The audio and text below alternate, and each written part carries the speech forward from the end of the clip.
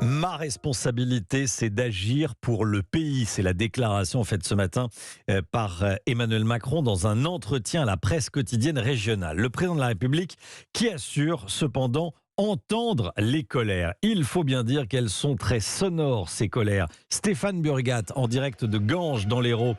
Bonjour Stéphane. Bonjour à tous. Emmanuel Macron est en visite dans cette ville de l'Hérault. Comme hier dans l'Est, des manifestants ont réservé un accueil explosif au chef de l'État.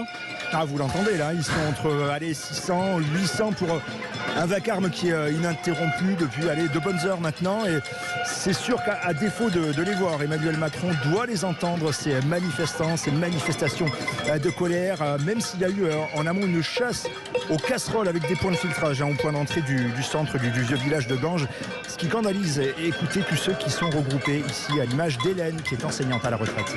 Moi ce matin, on m'a interdit de rentrer avec une pancarte.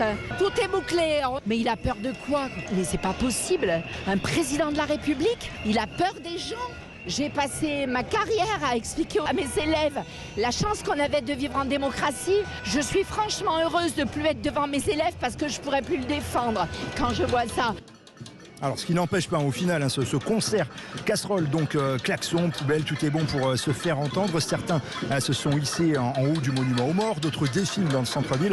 Mais tout le monde est tenu à distance, finalement, sur cette place de la mairie, à 200 mètres à vol d'oiseau du collège Louise Michel. Et dans la foule, on croise des habitants, des militants syndicaux aussi, quelques écharpes tricolores, des élus locaux, comme le président socialiste de l'intercommunalité vignanaise, Régis Bald. Et on n'a même pas été invité pour rencontrer le président de la République.